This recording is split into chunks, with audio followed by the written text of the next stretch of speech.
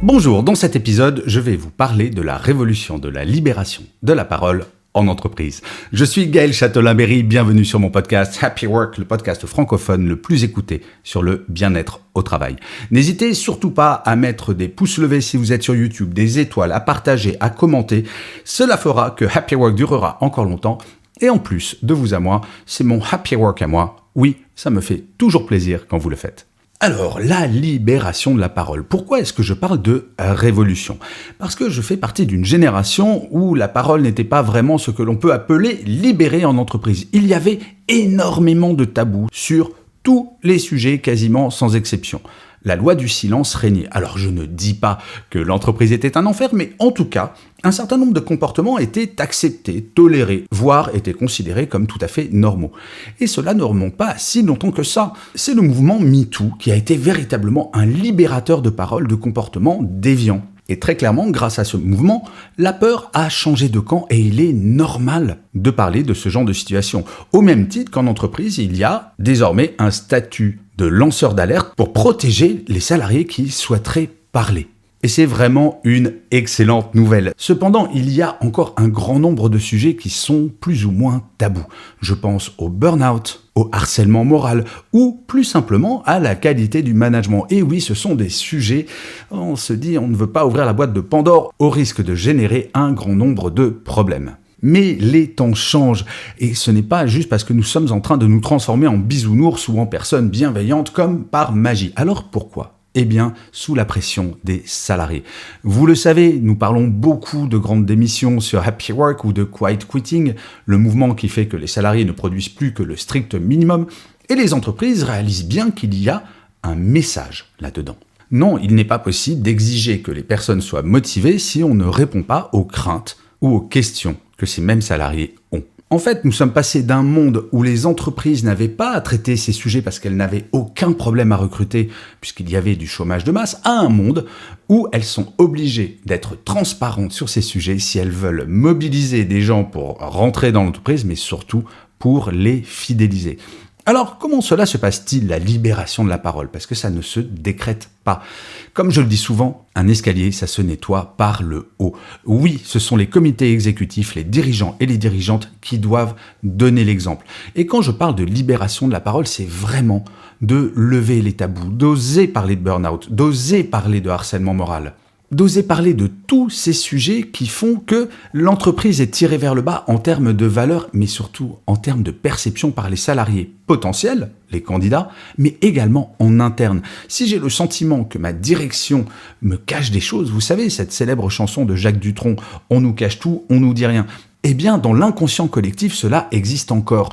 Et si on souhaite libérer la parole, il faut que l'exemple vienne de tout en haut. Et je vous assure, je vois de plus en plus de dirigeants et de dirigeantes qui ont cette attitude, car c'est dans l'intérêt de l'entreprise. Oui, parfois, c'est un petit peu cynique, mais aller dans l'intérêt des salariés, c'est avant toute chose aller dans l'intérêt de l'entreprise. C'est Richard Branson, je le dis souvent, qui déjà, il y a 20 ans, disait « Si vous souhaitez que vos salariés prennent soin de votre entreprise, prenez soin de vos salariés ». Donc les dirigeants et les dirigeantes doivent impérativement parler de cette libération de la parole et du fait que tout le monde a voix au chapitre et que aucun comportement négatif ne sera toléré. Oui, je crois vraiment à la tolérance zéro. Sans vouloir dire que ma génération était une génération un peu compliquée en termes de marché de l'emploi, mais tout de même, je vous assure que c'est un petit peu vrai, et les gens qui ont mon âge ne me contrediront pas. Le niveau de tolérance des salariés face aux problèmes qu'ils peuvent rencontrer au quotidien en entreprise est en train de baisser de façon drastique. Oui, il y a une exigence de bien-être, qu'il soit physique ou psychologique, de la part des salariés, et ils savent qu'ils ne sont pas obligés de supporter certaines choses pour garder leur emploi. À partir du moment où la crainte du chômage baisse, le niveau d'exigence augmente. Donc, en numéro 1, bien entendu, les comités de direction et les dirigeants et les dirigeantes. En numéro 2, la libération de la parole se passe au niveau des équipes. C'est au manager de libérer la parole, de dire aux équipes « Oui, si jamais vous avez un problème, vous pouvez venir m'en parler. Je suis ouvert, je suis prêt à évoluer si nécessaire, je suis prêt à régler des problèmes s'il y en a. En tout cas, il n'y a aucun sujet tabou. Y compris le burn-out par exemple, y compris le harcèlement moral. y compris les conflits au sein d'une même équipe. Le manager, j'ai envie de vous dire, c'est un petit peu le grand libérateur de la parole. Et pour avoir été manager pendant des années, j'ai toujours donné la parole à mes équipes.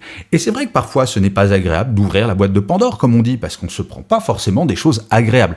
Alors, on peut dire des choses désagréables, mais de façon agréable. Il ne s'agit pas d'agresser les managers, bien entendu. Donc oui, c'est compliqué parfois de se remettre en cause, d'admettre que l'on a eu tort, d'admettre que l'on a fait quelque chose qui n'était pas correct vis-à-vis d'un membre de l'équipe. Mais de passer le message à l'équipe, vous devez me parler quand il y a un problème, plutôt que de vous taire et être frustré et démotivé. Je vous garantis qu'en termes de motivation pour les salariés, c'est extraordinaire. Et en plus, cela ne coûte à rien. Pour une fois qu'une chose qui ne coûte rien peut améliorer la productivité, la loyauté et faciliter les recrutements, j'ai envie de vous dire, c'est pas mal. Par exemple, en entretien final avec mon manager, si jamais je suis candidat, si j'ai un manager qui me dit, vous savez quoi, dans mon équipe, il y a quelque chose de très important. Si jamais quelque chose ne vous convient pas, vous pourrez me le dire et on le traitera. Eh bien, c'est un vrai argument qui ne coûte rien, c'est un changement de comportement, ou alors même, bien souvent, les managers libèrent la parole, mais ne le verbalisent pas. Il faut dire les choses. La libération de la parole, je crois que c'est l'une des clés essentielles, non seulement du bien-être, mais de la fidélisation et de la loyauté des salariés. Donc, en 1, les comités de direction, en 2, les managers, et vous allez voir, la libération de la parole fera que le bien-être au travail progressera de façon absolument massive. Car bien entendu, derrière la libération de la parole, il faudra de l'action. Il ne s'agit pas de demander à quelqu'un « Hey, explique-moi ce qui ne va pas » et de ne rien faire après. Donc c'est vraiment une action qui s'inscrit dans le moyen et le long terme. Je vous remercie 1000 fois d'avoir écouté cet épisode de Happy Work ou de l'avoir regardé si vous êtes sur YouTube. N'hésitez surtout pas à mettre des pouces levés, à mettre des étoiles, à commenter, à partager cet épisode s'il vous a plu. Et surtout, n'hésitez pas à parler de Happy Work à vos collègues, à votre manager, à vos amis. C'est comme cela que Happy Work durera encore longtemps. Je vous dis rendez-vous à demain, puisque je vous le rappelle, Happy Work est une quotidienne. Et d'ici là, plus que jamais, prenez soin de vous. Salut les amis.